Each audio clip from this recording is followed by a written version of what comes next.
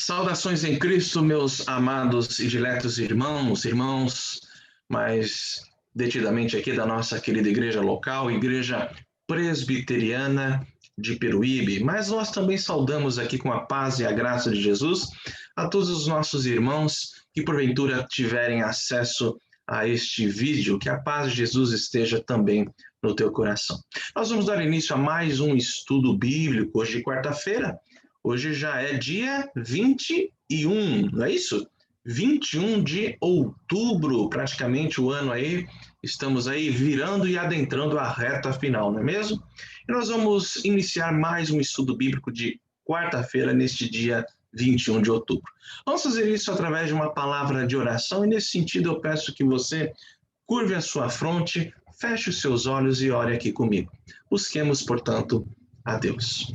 Senhor, dá-nos, ó Deus, em nome de Jesus, o privilégio, a bênção, a graça da Tua presença, dirigindo todos os passos deste estudo bíblico, deste ajuntamento, ainda que à distância, ainda que de uma maneira virtual, mas que espiritualmente estejamos aqui, ó Deus, ungidos, irmanados, ó Deus, no propósito de te buscar, de te adorar, de aprender do Senhor e da Tua palavra.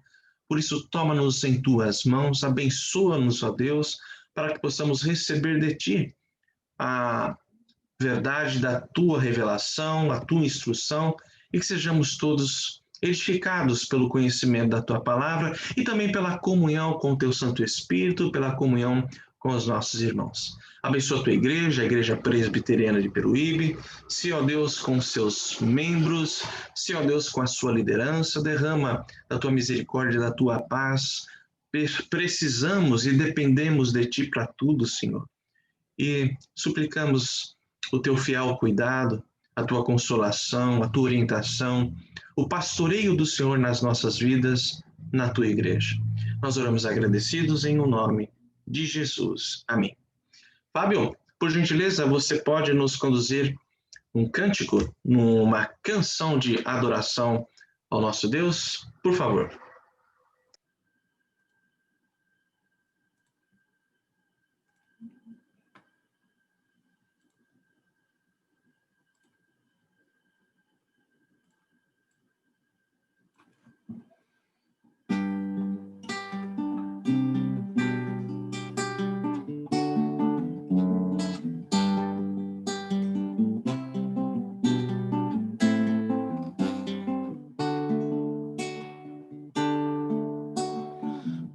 Formoso és, Rei do universo, tua glória enche a terra e enche o céu.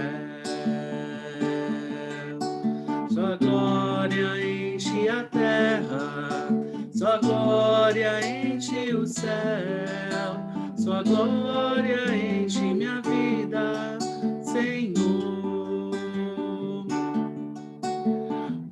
Formoso és, Rei do universo, sua glória enche a terra e enche o céu.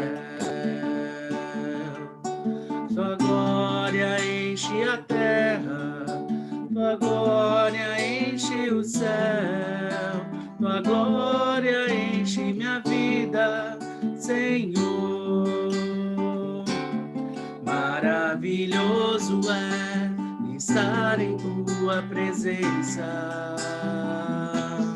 Maravilhoso é poder te adorar.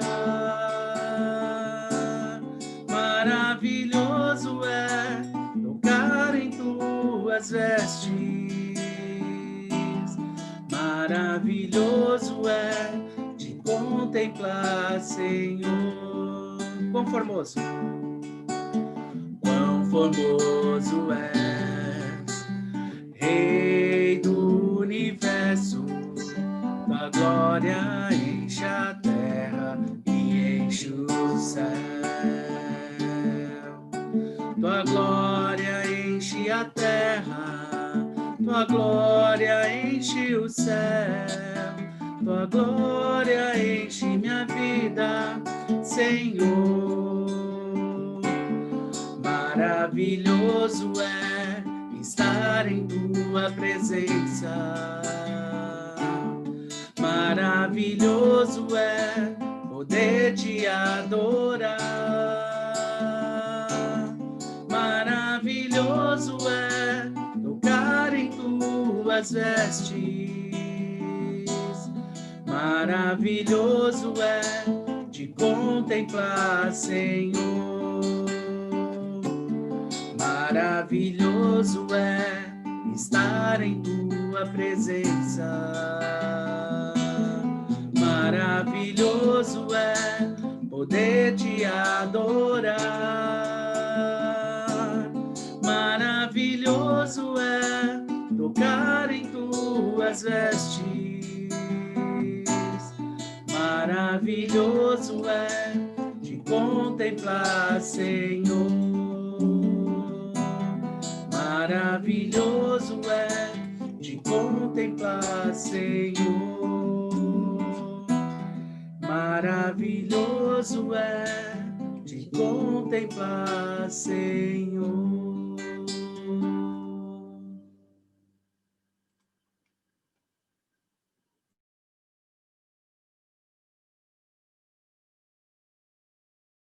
Microfone, pastor. Muito bem, queridos, que os nossos corações encontrem sempre o regozijo, a alegria de contemplar, de adorar, de trazer cativo ao nosso coração os atributos de Deus, sua santidade, a sua justiça, seu amor, a sua graça e misericórdia, para que possamos tributar adoração, louvores, contemplando assim a beleza do ser do nosso Deus. Muito bem, abramos a Bíblia em Mateus, Evangelho de Mateus, capítulo 5, apenas 3 versículos, logo depois ali das bem-aventuranças, Mateus capítulo 5, versículo 14 até o versículo 16. Texto muito conhecido, imagino eu que conhecido por todos que aqui que estão neste momento conectados aqui na nossa sala Zoom, não é mesmo? Palavras do Senhor Jesus que diz assim lá em Mateus capítulo 5, do versículo 14 ao versículo 16. Diz assim a palavra de Deus: Vós sois a luz do mundo. Não se pode esconder a cidade edificada sobre um monte, nem se acende uma candeia para colocá-la debaixo do alqueire, mas no velador, e alumia a todos os que se encontram na casa. Assim brilhe também a vossa luz diante dos homens, para que vejam as vossas boas obras e glorifiquem a vosso Pai, que está nos céus. Queridos irmãos, tudo na nossa vida deve girar em torno da glória de Deus. Há um propósito maior em toda a criação, na formação de todas as coisas, na própria formação do homem e também na instituição do povo de Deus, do povo da aliança, a Igreja de Jesus. Tudo deve convergir e resultar na glória do Senhor. Interessante observar que neste texto aqui, após o Senhor Jesus ter colocado, digamos assim, o currículo do cidadão dos céus, ao dizer sobre as bem-aventuranças, Jesus diz que nós temos que brilhar, que a luz em nós deve brilhar diante dos homens com um objetivo final. O objetivo de que o nome do nosso Deus seja engrandecido e glorificado através das nossas vidas. E eu gostaria de fazer esse convite a você nesse instante, entender aqui comigo que todas as características deste, ou mais do que características, todas essas atribuições e, ao mesmo tempo, essa essência do cidadão do Reino dos Céus, ou seja, a humildade de espírito, chorar pelo pecado, sermos mansos, termos fome e sede de justiça, sermos misericordiosos, pacificadores, limpos de coração, enfim, que todas estas características e predicados dos filhos de Deus possam ser latentes na nossa vida, porque Jesus, quero crer que estava destacando exatamente isso, que se esses predicados, essa essência que marca um filho de Deus através das bem-aventuranças, se isso for visto em nós, os homens glorificarão Deus através de nós. Diz o Senhor Jesus, assim brilhe também a vossa luz. Que luz é essa? Este currículo, aquilo que nós devemos ser, que as pessoas possam contemplar, ver, testemunhar em nós, para que o propósito de ser crente, o propósito de ser filho de Deus, o propósito de ser igreja, seja de fato alcançado. E o propósito é para que os homens glorifiquem a Deus através deste nosso currículo colocado em prática. Meus irmãos, que nós sejamos assim. Nós sejamos homens, mulheres, que contemplem a essência do novo Adão, a essência daqueles que foram redimidos em Cristo Jesus, para que o propósito da glorificação do nome de Deus seja cumprido através de nós. E que não percamos jamais que este é o nosso grande e importante privilégio. Que assim seja, que Deus nos abençoe. Muito bem, nós vamos dar sequência aqui ao nosso estudo bíblico, mas antes disso vamos ter mais uma palavra de oração, pedindo ao Senhor mais uma vez a direção de todos os nossos passos aqui. Peço à nossa irmãzinha Bruna. Bruna, por favor, nos conduza nesta oração, pedindo a Deus a sua direção, para que tenhamos aqui de fato um momento gostoso e oportuno, proveitoso do conhecimento da palavra de Deus. Por favor, Bruna, ore por nós e através da sua oração nos coloque na presença de Deus, por favor. Senhor, nosso Deus, nosso Pai, nós te louvamos, Pai, porque o Senhor é um Deus santo, Pai, um Deus justo, um Deus misericordioso, um Deus perfeito, Pai. Ilumina, Pai, nossa mente e nosso coração, Pai, para a palavra que vai ser ministrada hoje, Pai, para que podemos, Pai, aprender mais do Senhor e da sua santa palavra, Pai, que possamos ser crentes mais sábios, Pai, mais maduros e que possamos aplicá-las em nossa vida diariamente, Pai. Abençoe o pastor que vai dar a mensagem, Pai. E obrigada, Pai, pela grande salvação, pela nossa regeneração, Pai, pela nossa eleição. Em nome de Jesus, amém. Amém, Senhor, amém. Muito bem, vamos lá então, queridos irmãos. Vamos hoje, ainda nessa sequência sobre a eclesiologia. Eclesiologia é a doutrina da igreja, não é mesmo? Vamos estudar um pouquinho sobre a unidade e diversidade da igreja. É verdade que nós teremos que dividir por volta de 3 estudos acerca deste subtema, isto é, sobre a unidade e diversidade da igreja. Muito provavelmente em 3 partes, 3 vídeos aqui, estudando este subtema.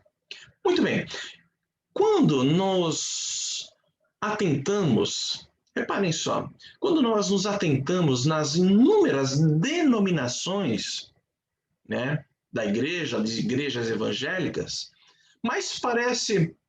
isto mais parece uma, digamos assim, casa dividida contra si mesma, não é mesmo? Em face a tantas denominações que nós encontramos, sobretudo no arraial evangélico, não é mesmo? Mas assemelha-se àquele vaso que caiu, se despedaçou em 1000 pedaços, e nós nos deparamos então com esses pedaços que se chamam de igreja, mas que não tem nenhuma união e nenhuma unidade entre eles. Mas, na verdade, à luz da palavra de Deus, não é isso que o próprio Deus, o Trino Deus, fez, construiu, instituiu por meio do corpo de Cristo, a saber, a sua igreja. Primeiro destaque aqui a ser dado é que há uma só igreja de Jesus Cristo. É verdade, temos inúmeras denominações, mas há uma só igreja de Jesus Cristo. A palavra do Senhor, a Bíblia, ela ensina a unidade da igreja de forma inequívoca, repetida e enfática. E eu imagino que não é nenhum exagero aqui afirmar que este é um dos ensinamentos mais destacados do Novo Testamento. Reparem que, independentemente das muitas denominações, a Igreja do Senhor Jesus tem uma cabeça, tem um espírito, tem um alicerce, tem uma só fé, tem um só batismo, tem, portanto, um só corpo. Então, observem que, por um lado, vemos muitas denominações, mas a Bíblia revela uma única igreja, com uma cabeça, um espírito, um alicerce, uma fé, um batismo e um corpo. Quero pôr aqui na tela, exatamente para ilustrar, na verdade, expor essa realidade em alguns versículos bíblicos. Olha só aqui comigo, vamos explanar aqui, ou espelhar aqui, compartilhando a nossa telinha. Respondo esses versículos que atestam exatamente a questão, a essência da igreja ser única a igreja de Jesus Cristo. Uma cabeça está lá na tela. Deixa eu colorir aqui para vocês acompanharem aonde eu estou. Olha lá, uma cabeça. Então diz lá, Colossenses 1, 16 a 18. Reparem, pois nele aqui é Cristo, pois em Cristo foram criadas todas as coisas, nos céus e sobre a terra, as visíveis e as invisíveis, sejam tronos, sejam soberanias, quer principados, quer potestades, tudo foi criado por meio dele e para ele. Ele é antes de todas as coisas. Nele, em Cristo, tudo subsiste. Ele é a cabeça do corpo da igreja. Ele é o princípio, o primogênito de entre os mortos, para em todas as coisas terá primazia. Então, vejam só, não obstante muitas denominações, uma única cabeça. Diz o texto, ele é a cabeça do corpo, vírgula, da igreja. Também diz o apóstolo Paulo, lá em 1 Coríntios capítulo 12, versículo 13, que há somente um Espírito, o Espírito Santo. Vejam só, um único Espírito no corpo de Cristo. Diz assim, pois em um só Espírito todos nós fomos batizados em um corpo, quer judeus, quer gregos, quer escravos, quer livres, e a todos nós foi dado beber de um só Espírito. Então, novamente, e não obstante muitas denominações, muitas igrejas, há somente um Espírito no corpo de Cristo. Um só fundamento, está lá em 1 Coríntios 3,11. Diz lá, um só alicerce, um só fundamento. Diz assim, porque ninguém pode lançar outro fundamento, além do que foi posto, o qual é Jesus Cristo. Então nós temos uma única cabeça, um único Espírito, um único alicerce, e esse alicerce, essa rocha, é Jesus Cristo. Temos também uma só fé, não é isso? E um batismo, diz lá Efésios 4:5, um só Senhor, há um só Senhor, uma só fé, um só batismo. E, portanto, há um único corpo. 1 Coríntios 12:12 diz, porque assim como o corpo é um e tem muitos membros, e todos os membros, sendo muitos, constitui um só corpo, assim também com respeito a Cristo. Então, vejam só, mais um detalhe aqui. Apesar de muitas denominações, muitos irmãos, muitos membros do corpo de Cristo, há, na verdade, um único corpo. Há, na verdade, uma única cabeça, um único espírito, um único fundamento, como está aí na tela, um único um único café, um único batismo e um único corpo. Bom, voltando aqui, eu estou colocando isso para os irmãos para ressaltar a verdade de que há uma só igreja de Jesus Cristo, há um único corpo, tá ok? Agora, dito isso, nós precisamos destacar um pouquinho aqui a unidade deste corpo. Sabedores que a igreja, apesar de muitos membros e muitas denominações, a igreja ser um corpo, deve haver então neste corpo uma unidade. Será que há? Será que nós temos que construir esta unidade? né? Aqui caberia uma pergunta, se nós estivéssemos presencialmente, eu ia perguntar, o que vocês acham? Quem acha aí que nós devemos construir essa unidade, né? Mas à distância a gente não consegue ter esse cotejo, essa interação. Mas bora lá, vamos pensar um pouquinho aqui acerca da unidade do corpo de Cristo. O primeiro destaque que eu quero fazer aqui, queridos, é que nós somos chamados, nós enquanto filhos de Deus, enquanto membros do corpo de Cristo, nós somos chamados para conservar o que já existe. Adiantando então a vocês, a unidade do corpo, ela não carece ser construída por mim, por você, pelas próprias denominações ou pelos irmãos em Cristo. Nós somos chamados para conservar o que existe. Veja só, atentem à leitura de Efésios 4, 1 a 3.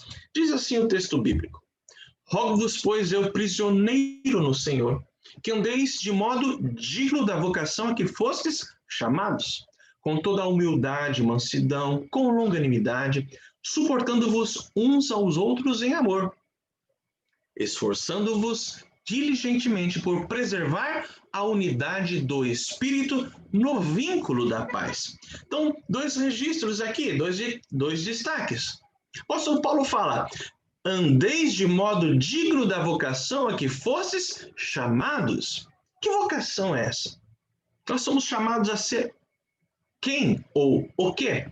De fato, nós fomos chamados para sermos filhos de Deus, para sermos filhos do Senhor.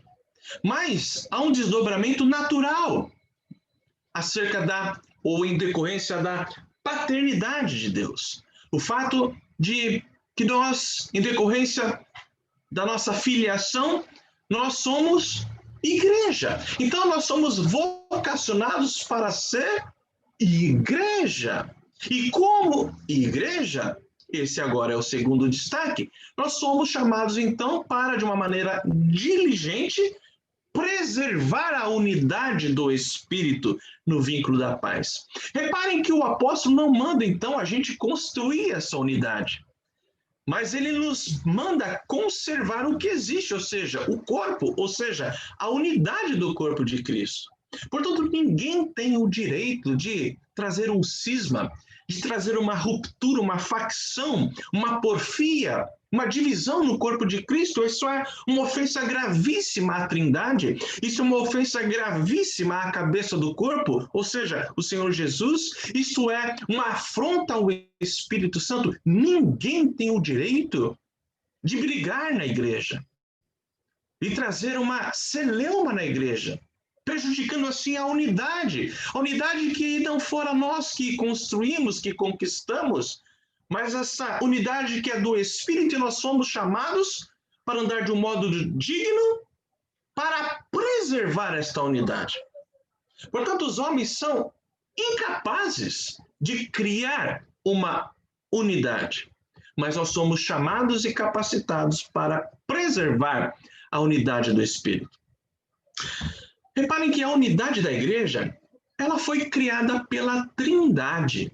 Repito, a unidade da igreja fora criada pela Trindade, como nós veremos no próximo estudo, lá em Efésios 4, de 4 a 6, mas no próximo estudo, nós veremos um pouco mais acerca da unidade da igreja criada ali pela Trindade.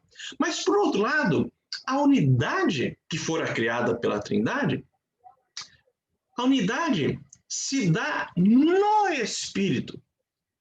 E observem, ela é evidenciada pelos crentes, esta unidade fora criada pela Trindade, que se dá no Espírito, ela é evidenciada pelos crentes, primeiro, no vínculo da paz, na harmonia dos membros do corpo de Cristo, e também no uso dos dons espirituais, nós podemos testemunhar, identificar, detectar a unidade do Espírito Santo quando nós ministramos uns na vida dos outros, através dos dons espirituais. Isso pode ser visto e deve ser visto. Agora, se por um lado nós não somos capazes de construir essa unidade, É responsabilidade, sim, dos crentes alimentarem o vínculo da paz para a preservação da unidade. Somos chamados, então, para alimentar este vínculo da paz e, quando assim fazemos, preservamos a unidade e, assim, obedecemos a palavra de Deus. É responsabilidade dos crentes desenvolverem seus dons para a preservação da unidade. Então, aqueles que passam a vida tentando a união denominacional, aqueles que tentam, de alguma maneira, alcançar a união denominacional, estão, na verdade, ignorando que a unidade do corpo já existe e que as muitas denominações em si mesma, ou de per si, ou necessariamente, não está para além, ou aquém, melhor dizendo, dos propósitos de Deus. Mas nós temos que entender que a unidade que fora criada pela Trindade, que se dá no Espírito Santo, a qual nós somos chamados para preservar, isso não implica que nós devemos buscar de uma maneira, de uma forma constante, quase que como é que eu poderia dizer? Desesperado é um termo, não seria o termo adequado, mas de uma maneira ardente, uma maneira quase que obcecada, nos parece que isto não é relevante, não é este o propósito, não é este o papel que nós devemos fazer enquanto aqueles que são chamados para ser igreja e preservar a unidade do Espírito. Reparem que, apesar de nós não construirmos a unidade do Espírito, e sim preservarmos, reparem que Jesus orou por isso. Jesus orou por nós, por mim e por você, para que fôssemos capacitados pelo Pai Celestial para preservar essa unidade, para preservar a unidade dos crentes. Isso está registrado lá no capítulo 17 do Evangelho de João. Vocês sabem que João, capítulo 17, é a oração sacerdotal, não é isso? Lá nós encontramos, no versículo 11, Jesus ali se referindo aos apóstolos, Jesus diz ali no versículo 11, Pai Santo, guarda-os no teu nome, o qual me deste, para que eles sejam um assim como nós. Observe essas expressões. Para que eles sejam um, assim como nós. Padrão é a Trindade. Veja ainda no versículo 21, lá de João 17, veja que neste versículo, no versículo 21, tendo em mente os crentes de eras posteriores, Jesus continuou orando e disse, para que todos sejam um, assim como tu, ó Pai, és em mim e eu em ti, que também eles sejam um em nós. Então, observar que nós somos chamados para preservar essa unidade e o próprio Senhor Jesus intercedeu, orou por esta unidade. Mas há um erro dentro do arraial evangélico, mas para ser aqui mais exato, para além do próprio arraial evangélico, há de tempos em tempos um erro muito comum. Muitos dos defensores da união das igrejas sustentam que Jesus orou ali no capítulo 17 de João pela unidade organizacional das igrejas ou dos seus discípulos, dos seus seguidores. Esses citam a oração sacerdotal de Jesus Cristo pela unidade ali dos crentes como apoio para tirar por completo, vejam só, as fronteiras denominacionais. Mas será que essa é a ênfase? Será que isso faz justiça à oração de Jesus? Ali em João 17, será que é isso que o próprio apóstolo Paulo nos recomenda quando ele nos chama para preservarmos a unidade do Espírito? Reparem que, por exemplo, os católicos, sim, para o catolicismo, ou o catolicismo, ele arvora que a Igreja Católica não é dividida em denominações como são os protestantes. Para o catolicismo, os protestantes é uma salada, é uma confusão. É uma divisão só, muitos divórcios, muitas denominações, muitas igrejas. Enquanto eles arrogam para si que não tem uma divisão denominacional e, portanto, eles são, de fato, a única igreja de Cristo Jesus sobre a terra. Bom, este não é o nosso propósito aqui, não é a nossa obrigação, por hora, destacar ou nos deter nessa questão, neste ponto de vista do catolicismo. Mas devo apenas registrar que, quando os católicos assim se posicionam, eles erram teologicamente, por não entender o que vem a ser de fato a unidade do Espírito, e erram também historicamente. E erram, me parece, de uma maneira consciente, porque a própria Igreja Católica ela teve um cisma.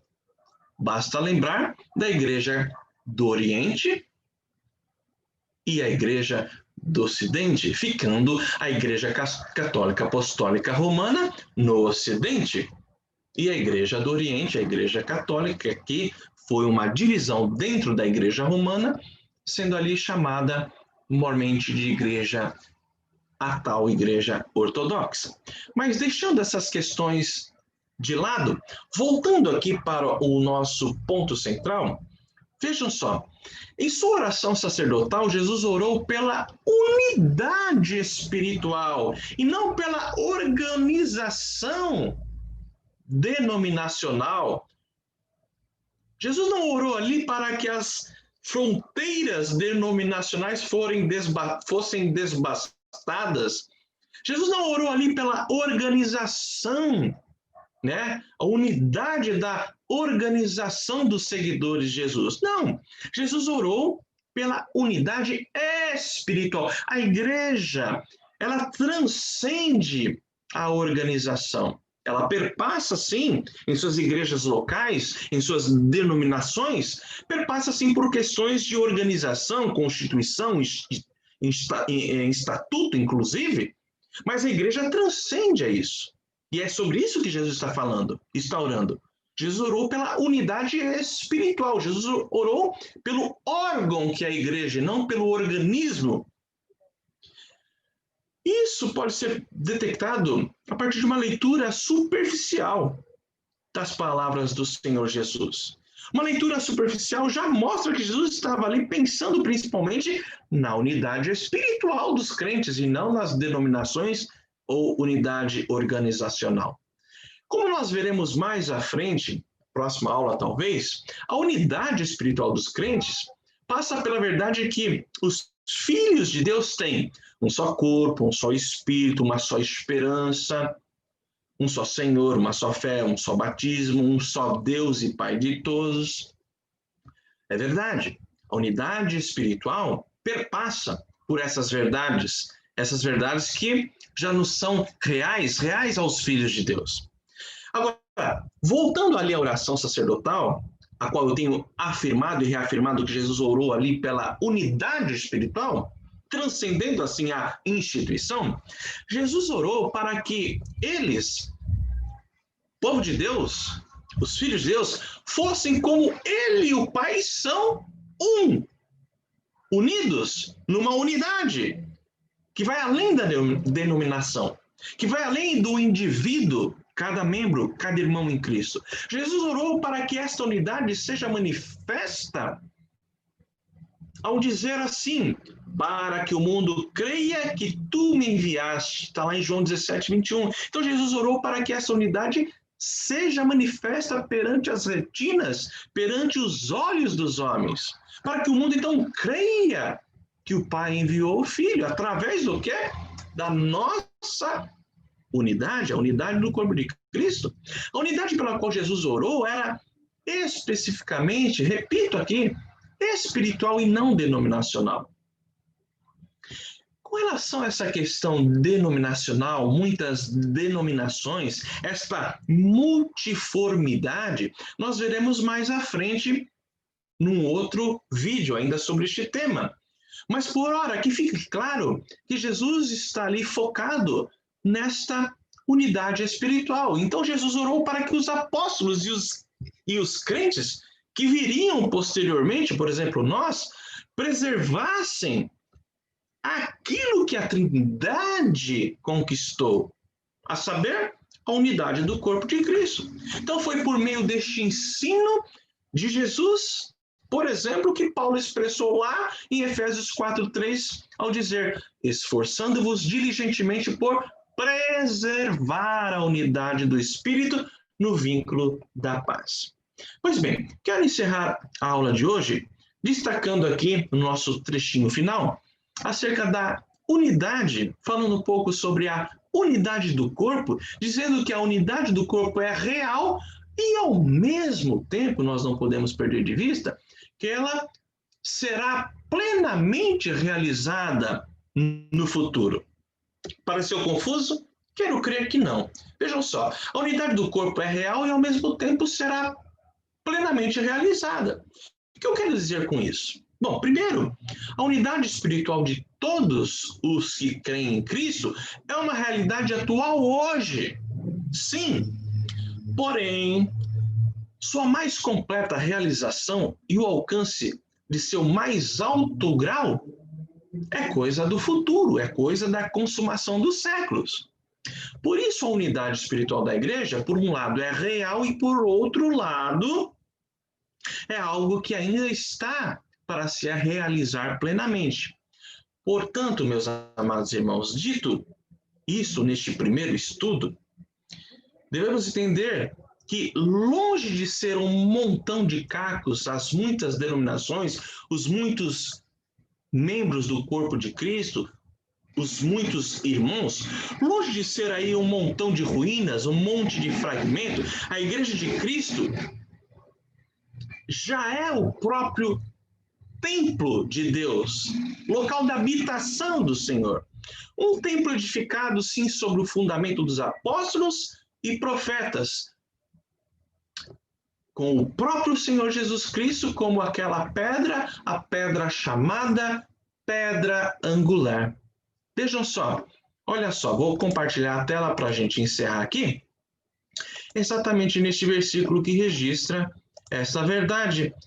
Vejam só quando Paulo diz, lá em Efésios 2, 19 a 22.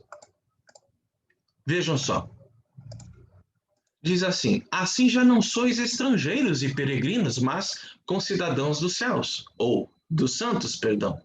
E sois da família de Deus, edificados sobre o fundamento dos apóstolos e profetas, sendo ele mesmo, Cristo Jesus, a pedra angular, no qual todo o edifício, bem ajustado, cresce para santuário dedicado ao Senhor, no qual também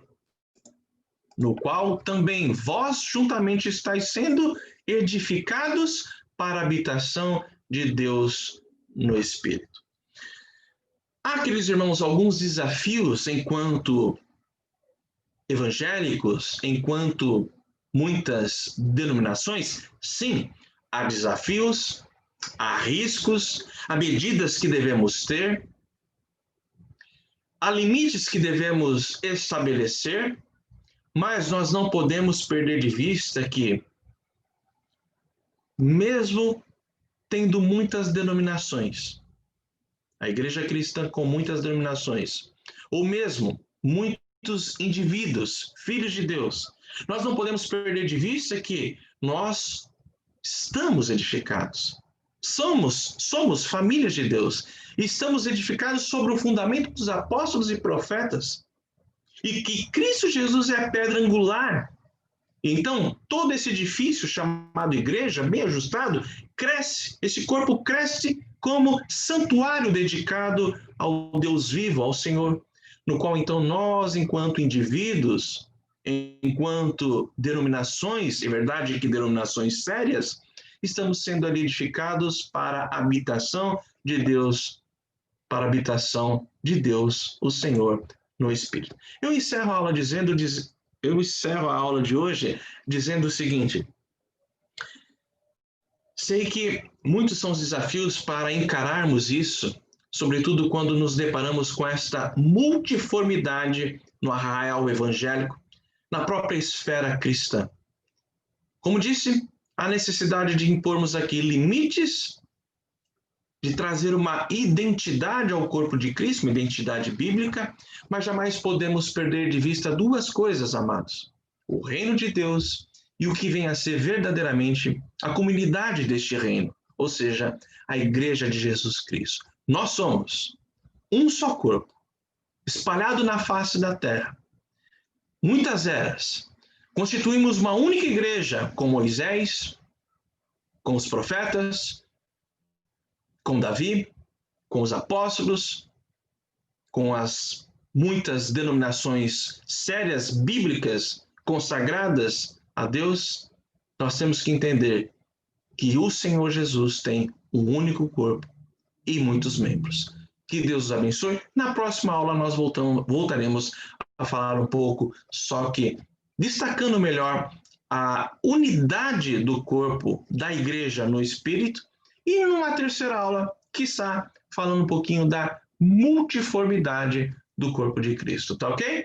Vamos encerrar com uma palavra de oração. Peço então ao nosso irmão Abisai. Bisa, por gentileza, nos despede desta aula, deste vídeo, deste estudo, com a palavra de oração. Por favor, querido. Pai querido, Pai amado, muito obrigado, Senhor, por podermos participar desse estudo da Tua Palavra, Senhor. Muito obrigado porque a cada dia, Senhor, nós podemos receber porções da Tua Palavra, podemos estar procurando entender mais e mais aquilo que é a verdade, que é o que o Senhor quer que nós compreendamos. Muito obrigado pela vida do pastor Vitor, à frente da nossa igreja, que o Senhor continue derramando sempre, Senhor, do Teu Espírito, que Ele possa sempre estar, Senhor, trazendo a Tua Palavra e ensinando da forma que Ele tem feito com muita dedicação. Muito obrigado, Senhor, por essa noite, por cada irmão que participou conosco. Em nome de Jesus é que nós agradecemos. Amém. Amém. Queridos, uma ótima noite a todos. Deus abençoe. Um forte abraço. Até o próximo estudo.